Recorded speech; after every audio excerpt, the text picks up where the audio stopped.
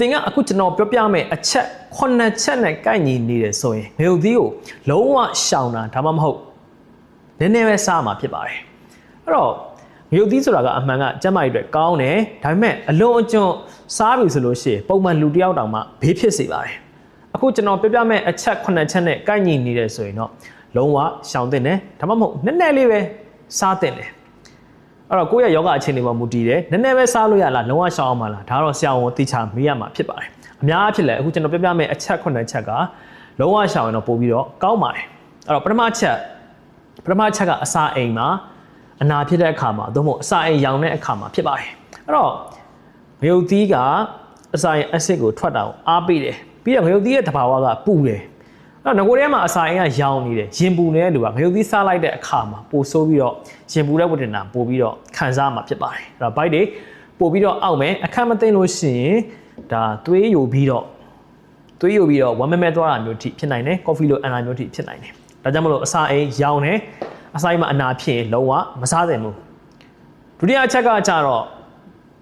့စချင်ပြန်ယောဂဖြစ်လို့ရှိရင်ဖြစ်ပါတယ်အဲ့တော့စချင်ပြန်ယောဂကို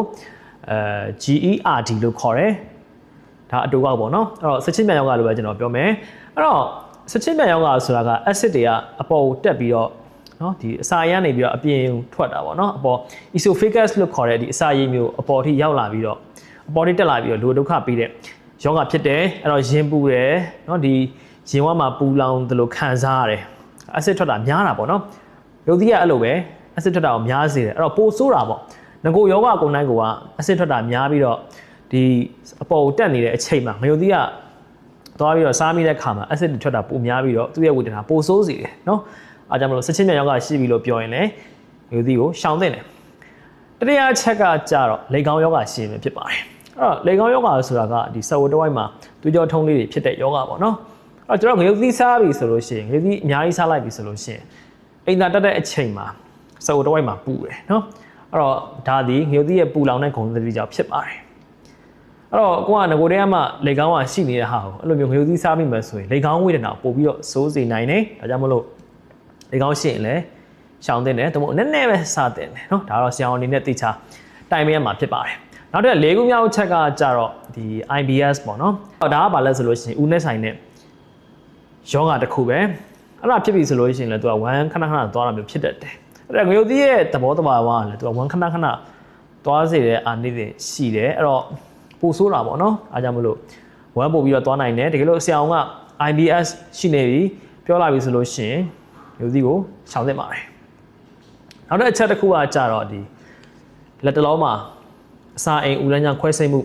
ပြုတ်လုထားတဲ့အခါမှာဖြစ်ပါတယ်အဲ့တော့ခွဲစိတ်ထားရဲဆိုရင်ငရုတ်သီးရှောင်ပါနောက်တစ်အချက်ကကြတော့ဘာကြောင့်မှမသိဝမ်းခဏသွားတက်တဲ့လူတွေဖြစ်ပါတယ်ဒါလည်းရှင်းပါတယ်ရှင်းမှာကျွန်တော်ပြောခဲ့တယ်ငရုတ်သီးကဝမ်းသွားစေတဲ့အာနိသင်ရှိတယ်သူကအဲ့တော့ဝမ်းခဏသွားတာဆိုတော့ပို့ပြီးတော့သွားစေတာပေါ့နော်ဒီလိုလူတွေကလည်းပဲ short စားတာရှောင်တာမျိုးလုပ်တင်ပါတယ်နောက်ဆုံးအချက်ကကြတော့ကလေးငယ်တွေနော်ကလေးငယ်တွေနဲ့အသက်ကြီးတဲ့လူတွေဖြစ်တယ်အဲ့တော့ကလေးငယ်တွေနဲ့အသက်ကြီးတဲ့လူတွေကိုတော့ဒါလုံးဝရှောင်ပါလို့တော့မပြောလို့ဘူးဒါပေမဲ့နည်းနည်းစားပေါ့နော်နည်းနည်းပဲစားပေါ့အနေငယ်ပဲစားဘာဖြစ်လို့လဲဆိုတော့ကလေးငယ်တွေအသက်ကြီးတဲ့လူတွေမှာအစာအိမ်ကကလေးငယ်ဆိုလို့ရှိရင်အလားတူမဖွင့်ပြသေးဘူးကလေးပေါက်စားလေးတော့သွားမကျွေးနေပေါ့နော်အဲ့တော့ကလေးပေါက်စားလေးဆိုရင်မကျွေးသင့်ဘူးလုံးဝရှောင်သင့်တယ်အဲ့တော့ကလေးကြီးဖြစ်လာပြီနော်10နှစ်15နှစ်နော်ဒီလိုရွယ်ဆိုလို့ရှိရင်တော့လည်းနည်းနည်းစားပေါ့နော်ဆိုတော့လူကြီးဖြစ်လာပြီဆိုလို့ရှိရင်လည်းတူတူပဲအဲ့တော့အစာအိမ်ကအရင်လောက်မကောင်းတော့ဘူးအစာအိမ်မှာအနာတွေဖြစ်နေနိုင်တယ်အစာအိမ်ကနော်အရင်လောက်မတန်ဆွမ်းတော့ဘူးအဲ့ခါမှာငရုတ်သီးစားမြင်ပို့ပြီးတော့စိုးနိုင်တယ်အဲ့တော့အသက်ကြီးတဲ့လူတွေလည်းတူတူပဲshort စားတင်တယ်နည်းနည်းပဲစားတင်တယ်နော်သို့မဟုတ်အသက်ကြီးတဲ့လူတယောက်မှာအစာရောဂါရှိနေပြီပြောရင်တော့လုံးဝရှောင်တင်ပါတယ်နော်အဲ့တော့အခုကျွန်တော်ပြောသွားတဲ့အချက်တွေကကြတော့ငရုတ်သီးကိုဘယ်လိုအခြေအနေမျိုးမှာလုံးဝရှောင်တင်လဲဒါပေမဲ့နည်းနည်းပဲစားတင်လဲဆိုတော့ပြပြပြဖြစ်ပါတယ်ဗီဒီယိုလေးကိုအဆုံးထိကြည့်ပြီးအတွက်လည်းအားလုံးကိုကျေးဇူးများကြီးတင်ပါတယ် channel လေးကို subscribe မလုပ်ရသေးဘူးဆိုလို့ရှိရင်လည်း subscribe လေးလုပ်ပေးကြပါဦးသိချင်တာရှိရင်လည်း comment မှာမေးလို့ရပါတယ်အားလုံးကိုကျေးဇူးတင်ပါတယ်